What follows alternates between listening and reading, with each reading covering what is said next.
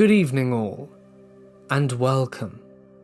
Tonight, we are going to be diving into the depths of glitches in time. Be cautious though, as you don't want to get lost along the way.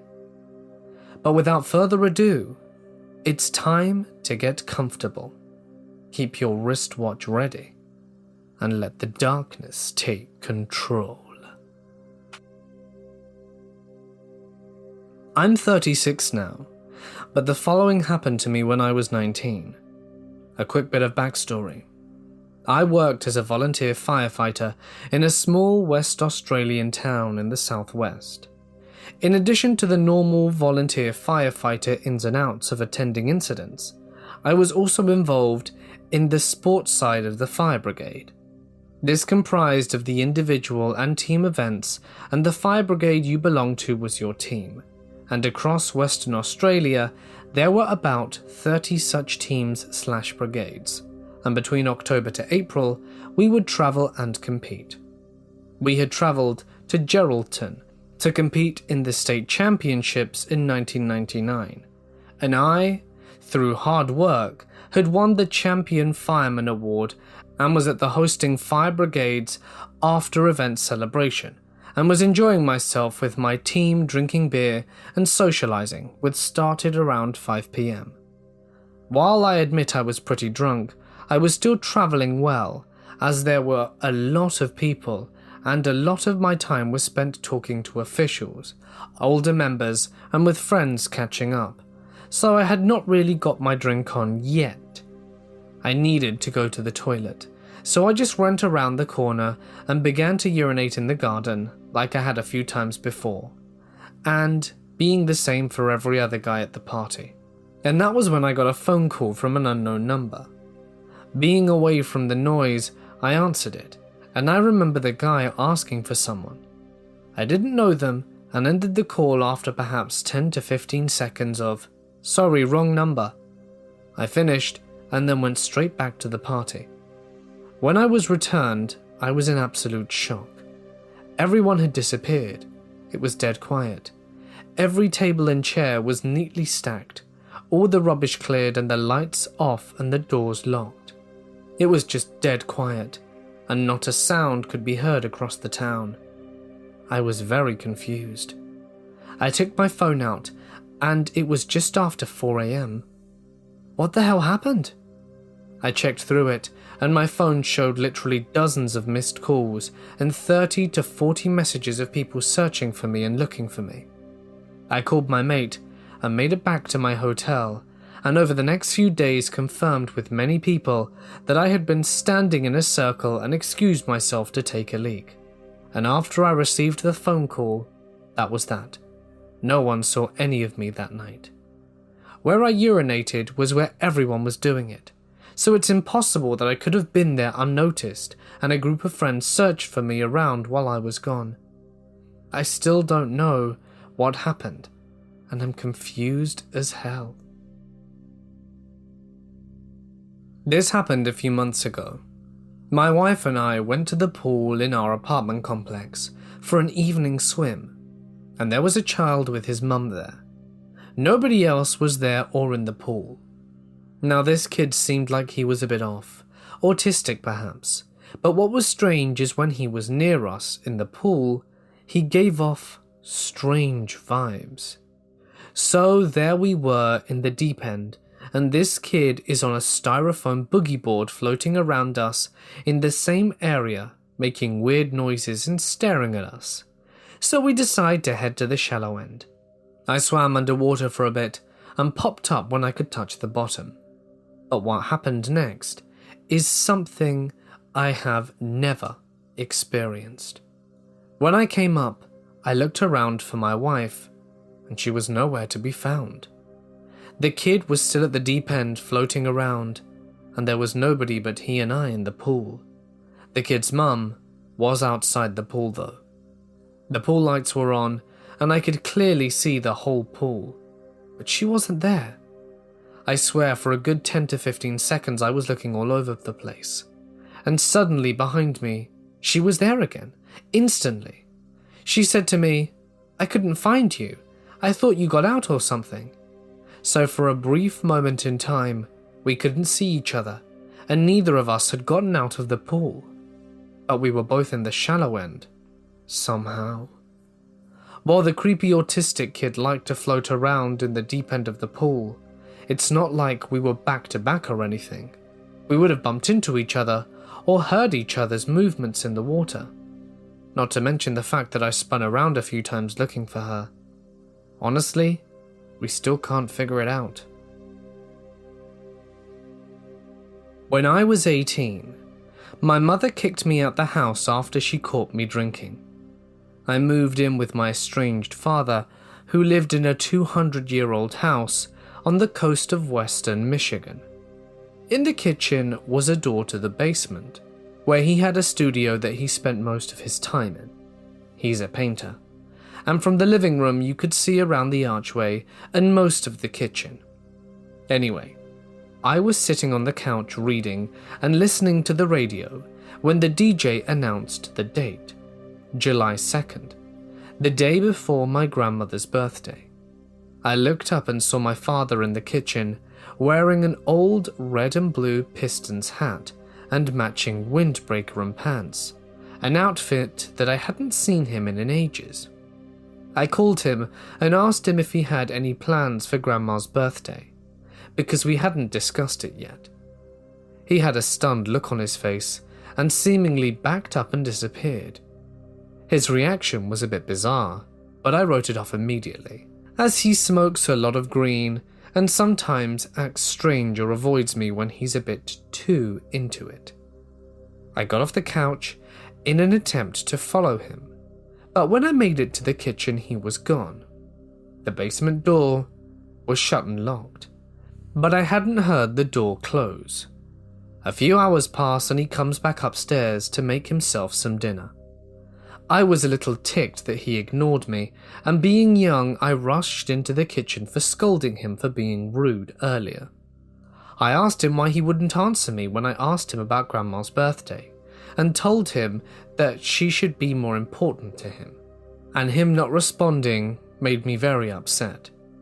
He looked confused and told me he hadn't come home all day, that he just got back and came in through the outside door to the basement to carry some art supplies, before coming up and making dinner.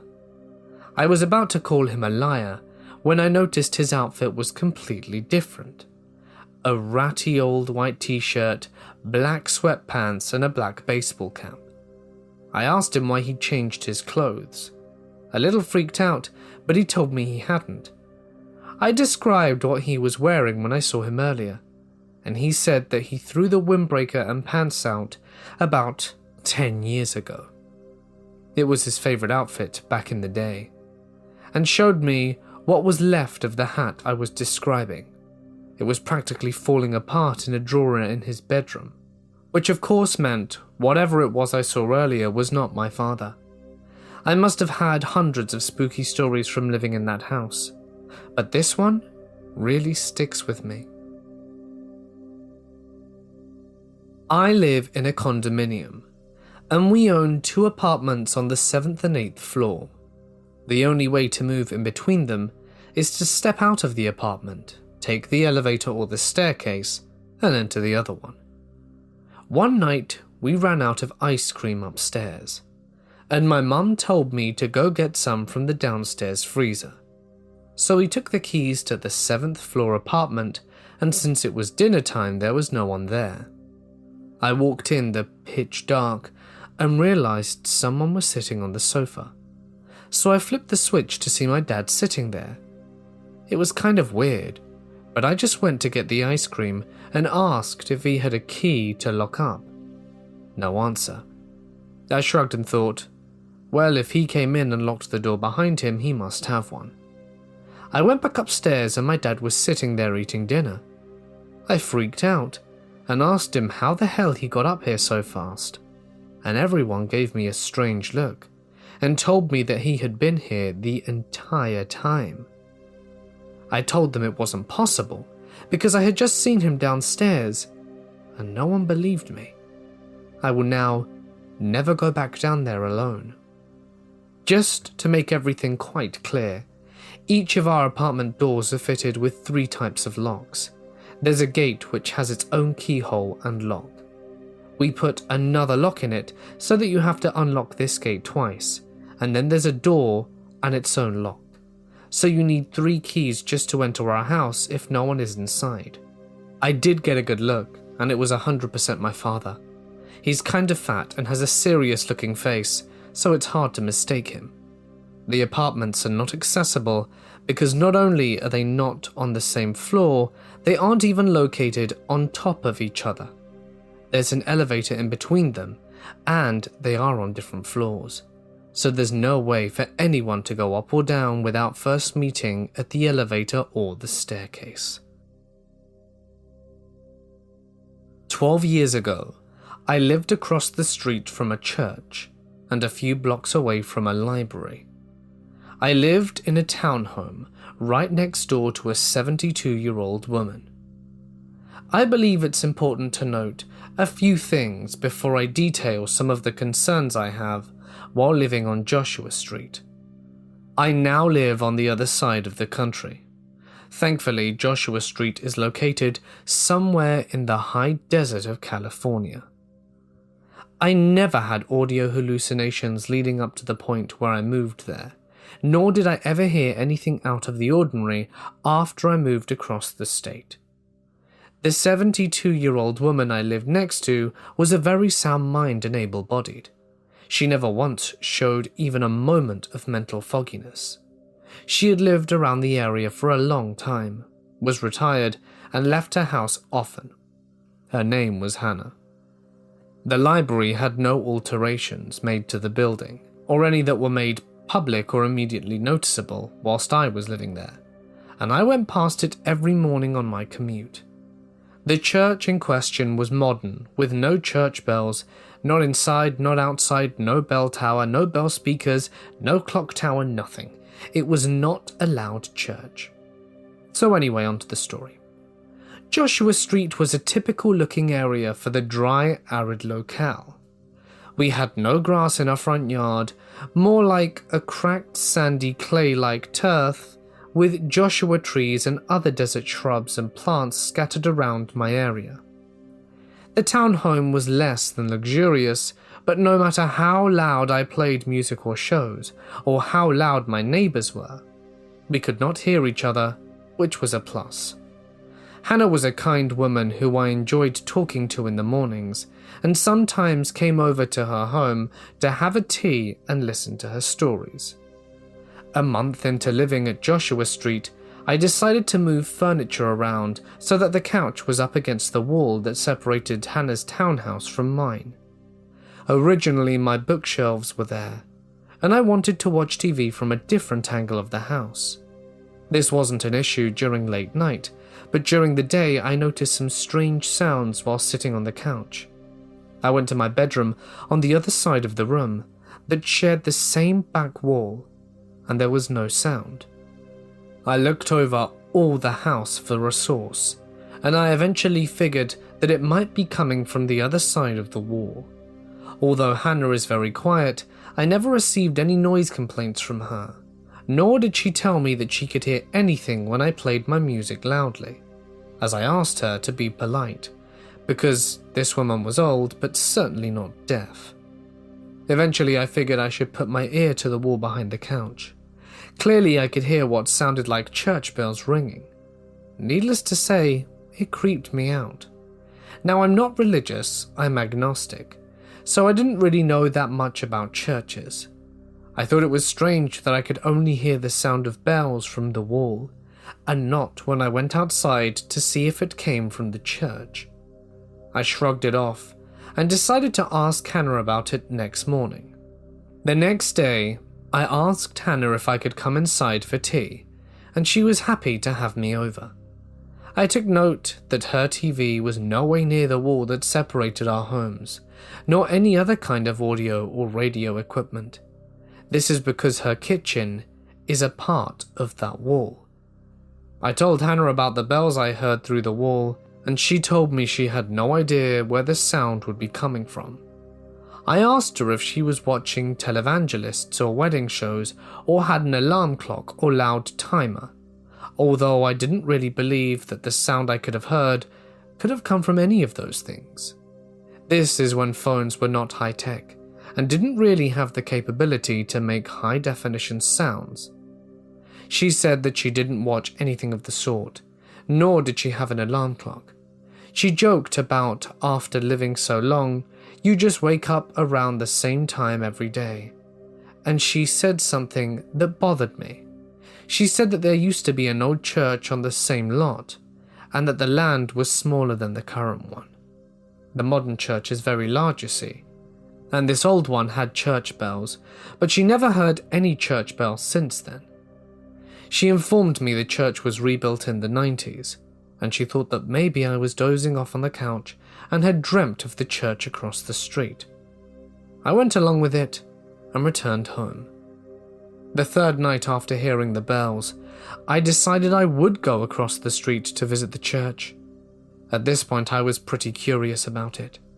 3 nights in a row, and I found it would be at 6 p.m. every day. Mind you, at the time I had no idea about the significance of the time. I would watch TV when I got home at around 6, and I would hear something faint and put my ear up against the wall. Gong. And I would listen up until either it creeped me out or it suddenly stopped. I visited the church at around 5:45 and stayed there until 6:30. I didn't really want to be a part of the service, so as much as I wanted to listen for anything that sounded like the bells at home. Of course, there was no such sounds, and after asking the staff there about the history of the church, they told me the same thing Hannah did, and they also said they never decided to implement speakers or bells into the new building. Over the weekends, I began to notice other sounds through the wall, including the familiar bell sound. The bell would sound around lunchtime too, and eventually, I figured out this bell would sound at 12 p.m. as well. This is from my journal. The bells sound at 12 now. I wonder if there is any significance to this, or maybe I'm just going crazy. 12 and 6. And now I'm hearing creepy music box sounds. Maybe I should just tell someone about it. They'd probably think I'm mad. Back in '07, a lot more people were going to libraries to do mundane things that many people today just do on their phones in bed. I didn't own a personal computer, and the Razr flip phone had terrible internet capabilities that you had to pay extra for. So I went to my local library with my journal and decided to do some research there. I quickly found that the church bells are traditionally rung at 6 a.m., 12 p.m. and 6 p.m. At this point, I wanted nothing to do with the town I lived in. I live in a house with just my mum and my 2 sisters. We get on quite well. The house is fairly new and built in a decent area. So, onto the story. I was just chilling watching some cartoons and both my sisters were out. It was just me and my mum at home. My mum was probably working in the other room, as I could hear her furiously typing away on her laptop while having a conference call via her phone. I was just chilling and thought I'd get up and get a snack, as Mum hadn't even considered making dinner yet and it was already getting late into the afternoon. Come to think of it, my sisters had probably gone out to eat somewhere. Anyway, I was just in the kitchen getting a snack, when my mum opens the front door with shopping in hand and my 2 sisters right behind her. I look over at them, incredibly confused. I swear my mum was just in the other room. How the hell was she coming back with car keys in hand and groceries in another, and my sisters in tow? I give them a confused look, and they walk straight past me and set the things down on the counter. And then, the creepiest thing of all. They were there, and then in a split second, like in a blink, it's all gone. The door is closed, The stuff they placed on the counter is gone, and there's no one here but me. I shout my mum's name and hear her reply, "I'm on the phone." That was really weird, I thought. I run up to the door and it's still locked. I go over to where my mum is, and she's still on the phone and giving me a confused and slightly annoyed tone. One that says, "What do you want? Can't you see I'm busy?" I collect myself, sit down on the sofa, and try to pretend that that never happened. I'd never told anyone before because I thought for a few moments I was going insane. I never did have that snack. I was on my way to the choir performance I had in a town on the other side of the country. I had to catch the sound check session because if you're not there, you don't perform later. Rules of the choir. I'm running a little late, so I'm driving just a bit over the speed limit, around 80. But the road is almost completely empty, so I figured it was okay, even though it was raining quite heavily. When I was merging onto the highway, I overtook a car that kind of stuck out from the rest. It was a dark green Rover with a Bosnian license plate, which is very rare in my country, and a little sticker in the back that looked like a logo of a fight club or school. It's a very specific combination. I'm driving on the right lane when a dark green Rover passes me. It caught my attention because I was driving pretty fast, and I wanted to see who was in such a hurry to overtake me, as I was overtaking every other driver I encountered on my way so far. Okay, so the guy just caught up to me and passed me. I don't know why, but I remembered the last 3 numbers of his plate, and I still do. A couple of kilometers down the road, I see a pair of lights approaching in my rear mirror, so I move to the right again. When it passes, it was the same car, same plates, same sticker, same brand, and same color. And then it happened 2 more times. The last time was a bit freaky. I saw someone beginning to pass me and I thought, "Hello, Rover," and there he was. 2 of the times it happened on a stretch that had no stops or exits, so I don't know how it occurred, and never once did I overtake him except at the beginning. But here comes the good part. I'm driving back from the concert. It's pretty late and the rain is pouring like hell, so visibility was bad. I was slowly driving home, and this same car passes me twice. I tried to snap a picture, as I was now expecting it the second time, but the first time freaked me the hell out. But due to the rain and bad phone, it didn't add up very well.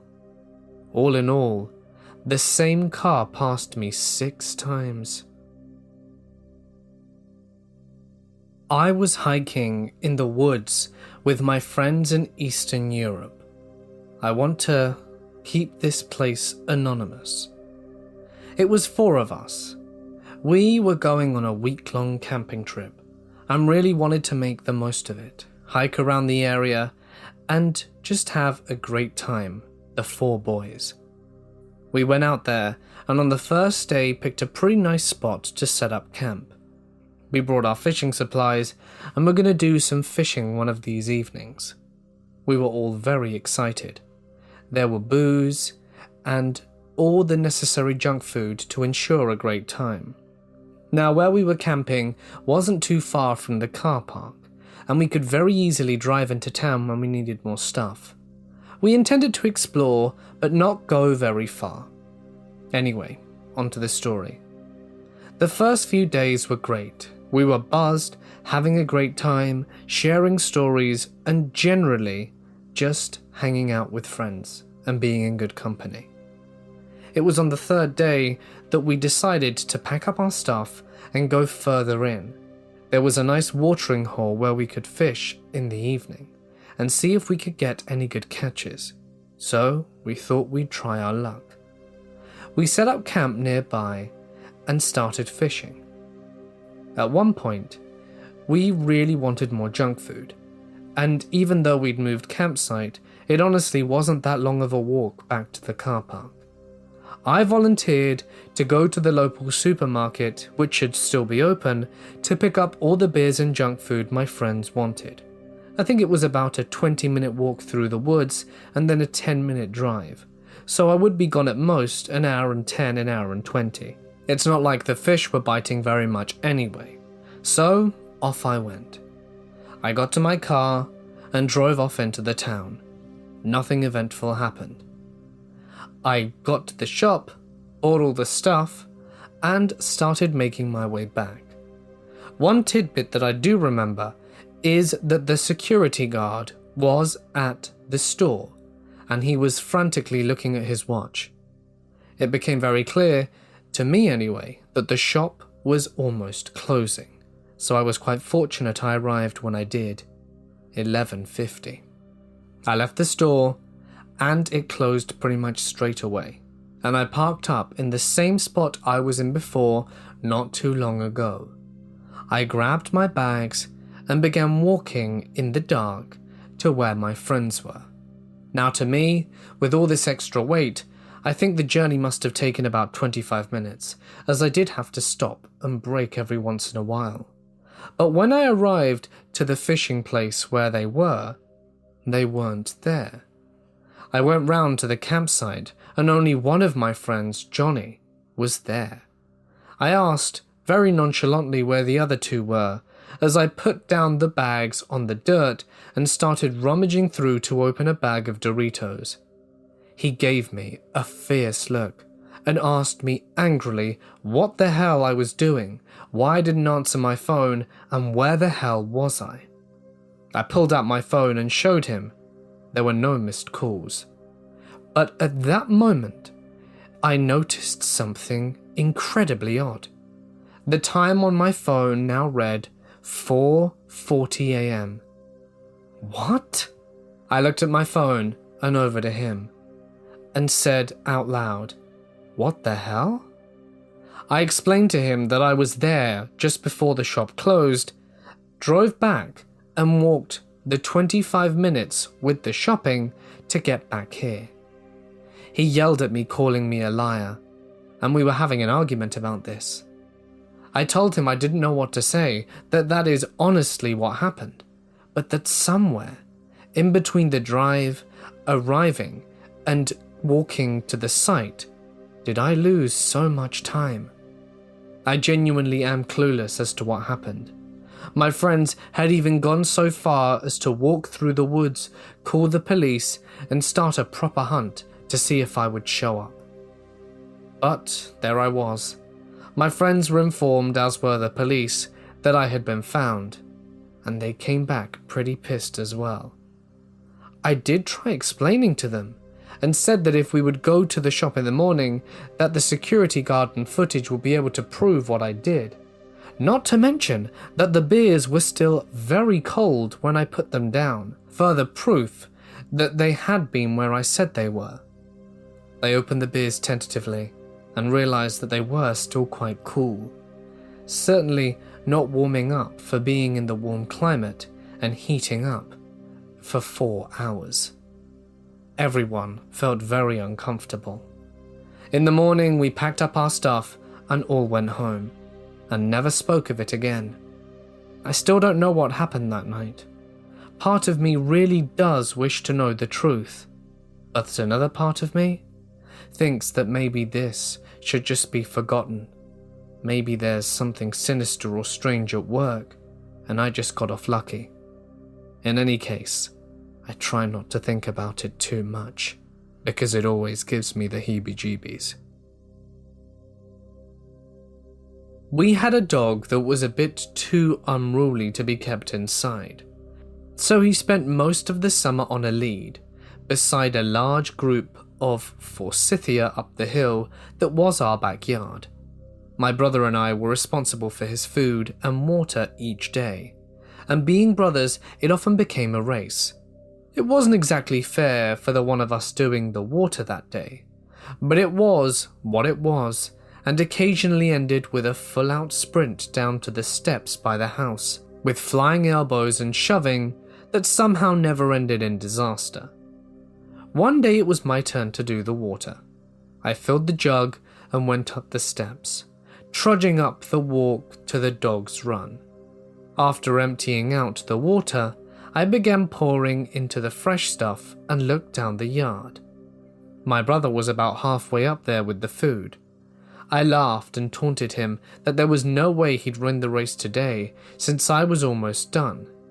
He just shrugged and kept coming up, and went around to the far side of the forsythia. Well, that was odd, but whatever. I'd wait for him to come around and dump food and then start running. I liked the actual races. I finished with the water and scratched the dog's ears for a bit. I went in a bit deeper, scratching and petting the happy pooch, but he never came around. He wasn't in the bushes, he never went back down to the house, and I eventually gave up on the joyful thought of sprinting down laughing at him while he poured the food in and sullenly marched down to the yard and inside. He was standing there in the kitchen talking to my mum.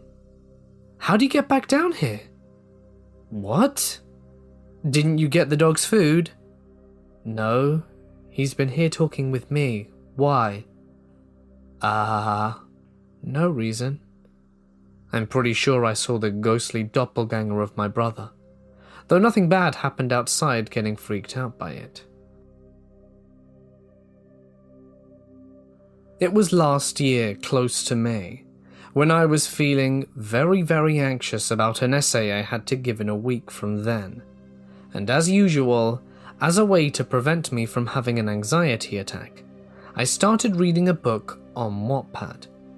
It was a mystery, suspense and romance book, which I remember was so unusual from being what I normally read, and it captivated me. I read anywhere. I could read on the bus, while waiting for the bus, during class, taking a break. I even sometimes read while walking. And this book was so amazing that I couldn't put it down. Then it happened.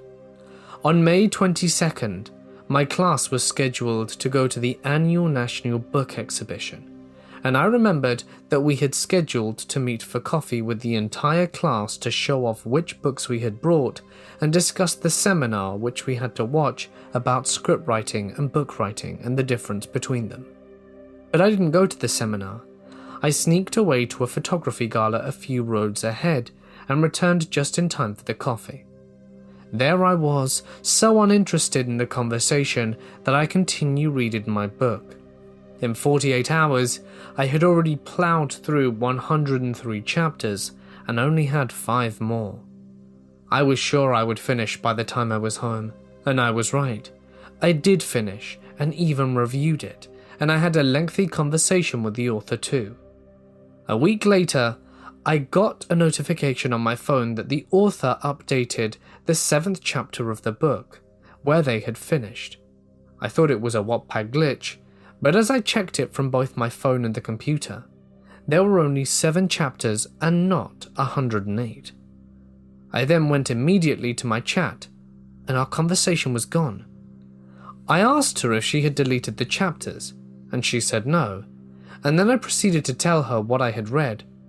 She freaked out and asked me how I knew things, and I told her that I'd read it all. She didn't believe me. Figures.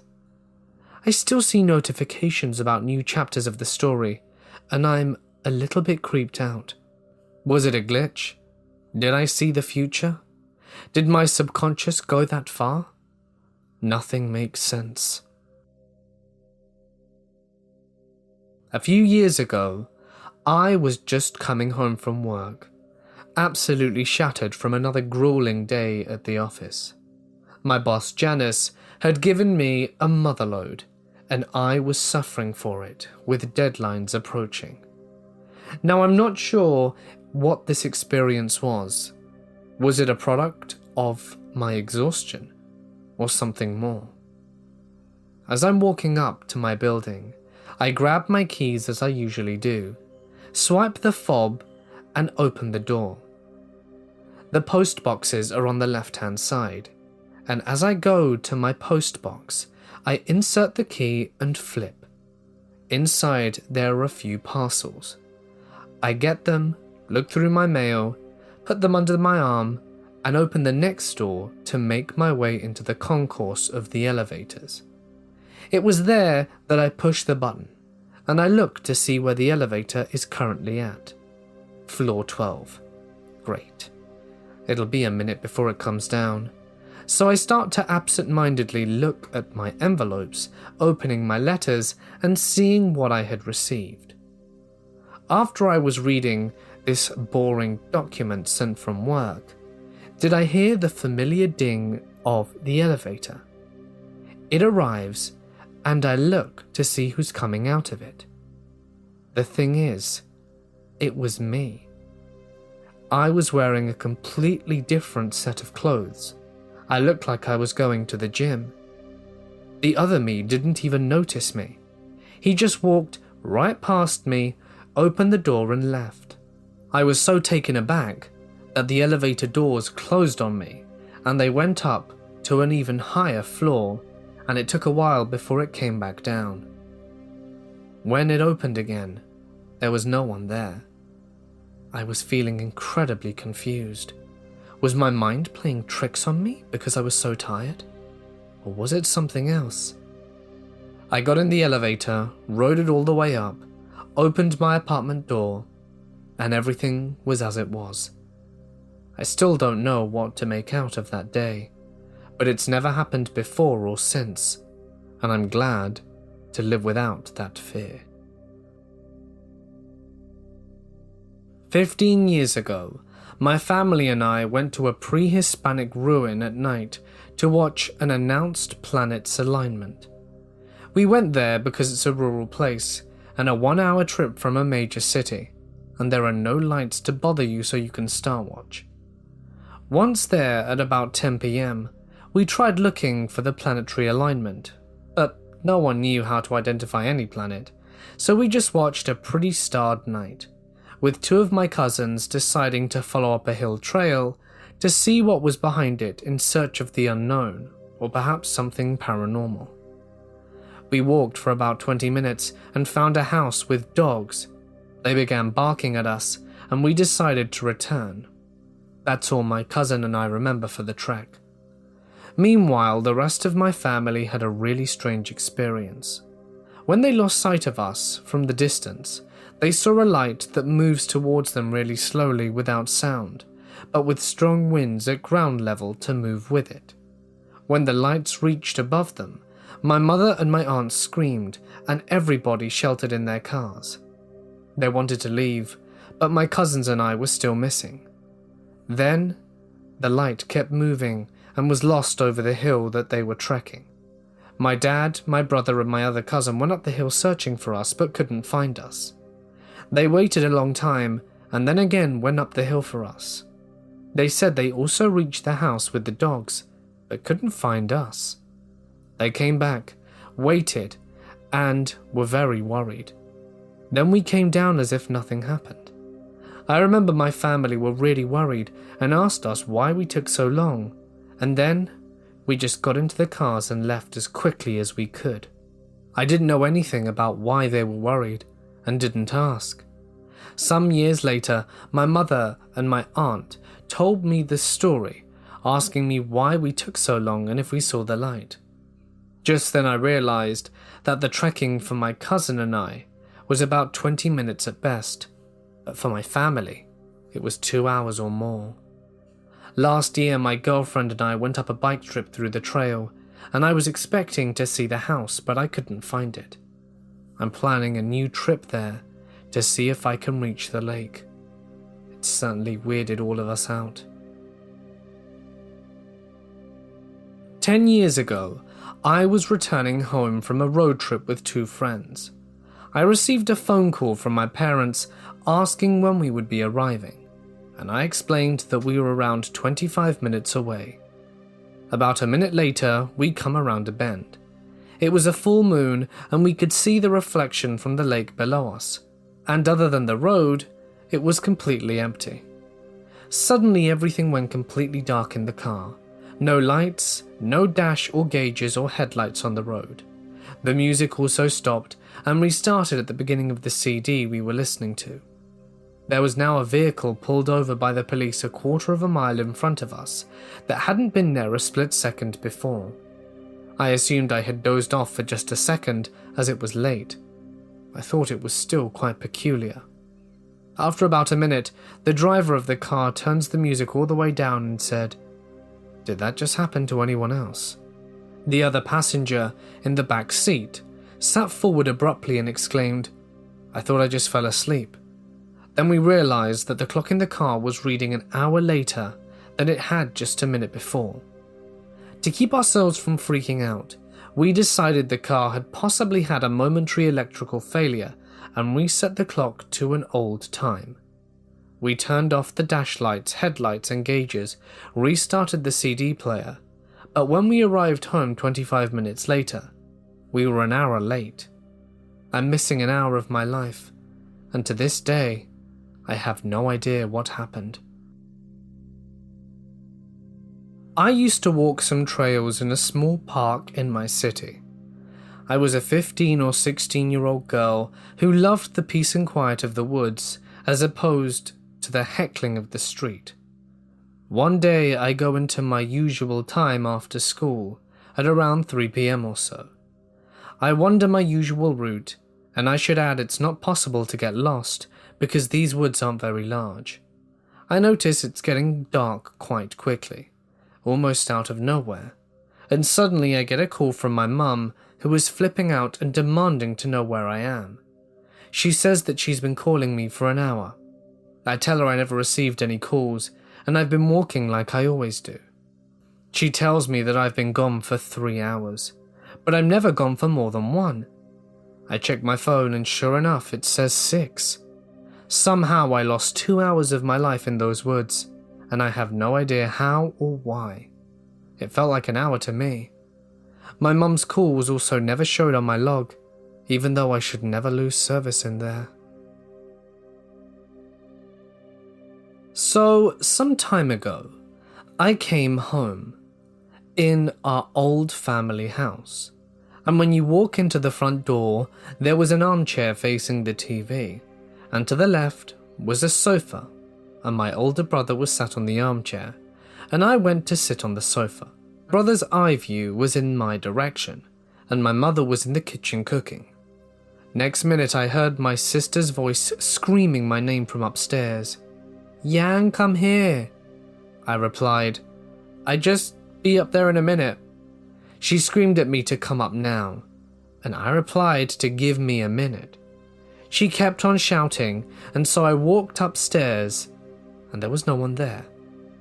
I was extremely confused and walked downstairs and asked my brother where Kim was. He said he didn't know. I walked into the kitchen and asked my mum, and she said that she had gone into town. The strangest bit is that I asked my brother if he had heard me shouting at her, and he said no. I'm still baffled by what went on then. Hey guys, it's Mort here, and thank you so much for listening. I hope you enjoyed tonight's installment of Scary Stories. If you did, don't forget to show the video some love. It really does mean a lot. If you would like to have your name featured on the end screen like these awesome people, you can join me on Patreon, where you get some really awesome rewards, and of course it really helps me out too, and it's incredibly appreciated. But no pressure, and thanks for even thinking about it. If there's a story that you would like to share, feel free to email it to me or post it to my Reddit to potentially have it in a future installment. Please be generous with your paragraphing, punctuation, and grammar though, as those are all very important. But for now guys, I'm going to sign off. Stay awesome, and I'll see you in the next one.